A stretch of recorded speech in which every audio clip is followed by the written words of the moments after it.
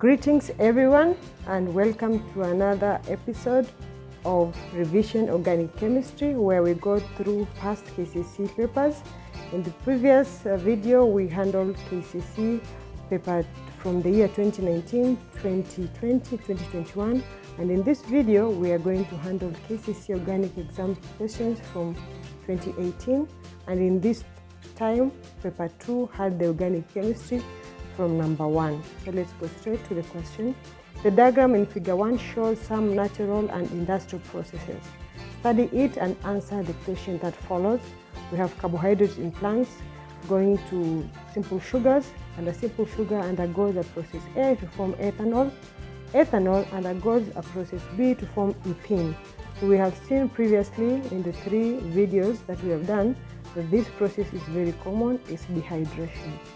Dehydration of alcohols using concentrated sulfuric acid with heating to form an alkene, so alkene.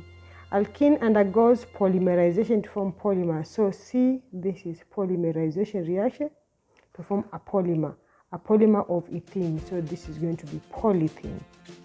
Ethene undergoes a process F to form this diol, and this process is oxidation. F is oxidation. Alkenes can be oxidized, and a very common oxidizing agent we have seen before is potassium permanganate acidified to form a diol. Now this diol undergoes, so this one is, if you can name, 1, 2. So 1, 2, ethane diol. So G is a process where you form pterilene. Pterilene is a polymer, also known as dacron. And this is a different polymer from the rest because this one is addition polymerization and this one is condensation polymerization. So pterilene is a product of a diol plus another compound called dibenzoic acid. So these two will condense with a loss of water molecule to form this pterilene. Let's go to carbohydrates in plants. Through enzymatic reaction, you get vegetable oils. Through a process D, you form soap. So this process D is saponification. Saponification. If you remember, how do you form soap? You heat vegetable oils with sodium hydroxide or potassium hydroxide to form the soap. So let's go to the questions. Identify the processes labeled A. A is fermentation. Anytime you have a sugar, you ferment, you get ethanol, and this one is done by enzymes. So this is fermentation, and this reaction is enzymatic. But B, we have seen ethanol transforming to ethene. It's dehydration, you lose a water molecule, so this is dehydration. But C, ethene forms a polymer, so this is polymerization, and it's addition polymerization. You can just say it's self-addition. But D, formation of soap, so this is saponification. Let's go to B. B, it says, state the reagents and conditions required for processes B and D. Let's go again to process B. Process B and process D. Process B is dehydration. We have seen is concentrated sulfuric acid and heating is required. So process B, the reagent is conc sulfuric acid, H2, SO4, and the conditions is just temperatures between 160 degrees Celsius to 180 degrees Celsius. Process D, we have said process D is saponification reaction.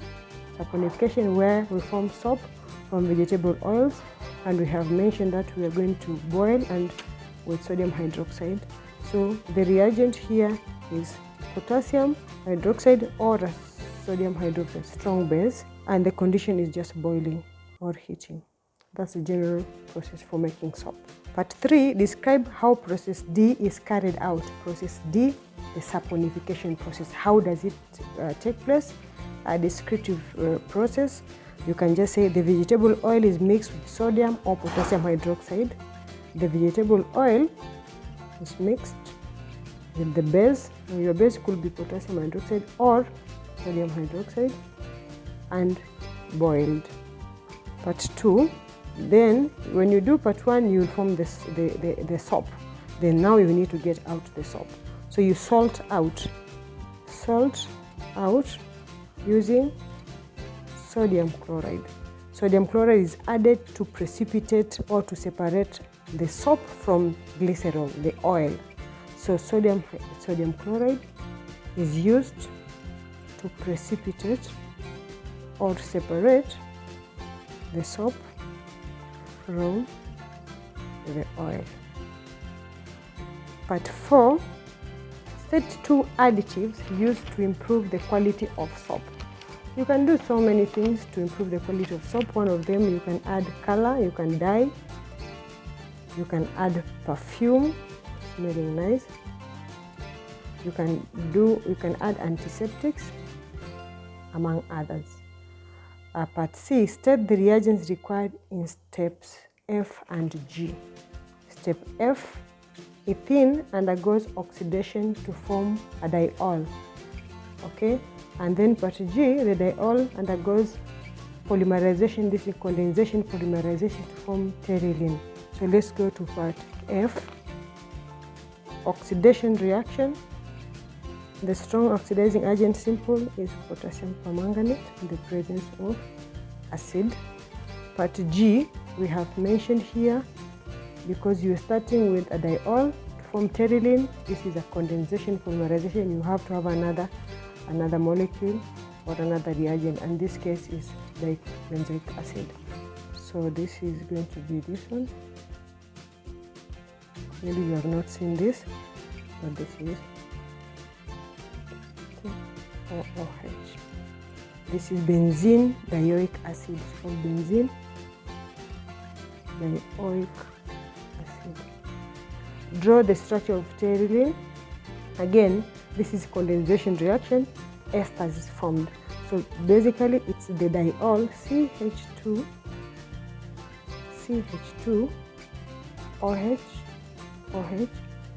reacting with the dibenzoic acid, where it reacts here to form an ester. So there's a water molecule that is going to be lost here, and they just going to form an ester. Allow me to use this part here. So this is the polymer that is going to form CH2O, and this part here is C, and this is the polymer. So this is pterylene, the structure. Part D1, name the polymer formed in step C. Step C, ethene to form polymer. So this is polythene, also known as polyethylene. State 1 disadvantage of the polymer formed in D1, polythene. Again, we have seen this question, they like repeating the question. So polythenes or polymers, synthetic polymers, are non-biodegradable, so they do not decompose. So they stay longer in the environment and pollute. Number 2, when burnt, they produce toxins, fumes like carbon monoxide, carbon dioxide, etc. So they pollute the environment, and then they are flammable. Therefore, they accelerate fires. That's it for organic chemistry from the year 2018 KCSE. As you can see, most questions by now are repetitive. Polymerization is never missing. The reaction of alcohols, dehydration, oxidation is always there. Saponification reaction is formed. So these are the questions that you will have to find them in the exam. So don't forget to subscribe for more videos, and let me know where we need more emphasis. Otherwise, thank you for your time, and God bless.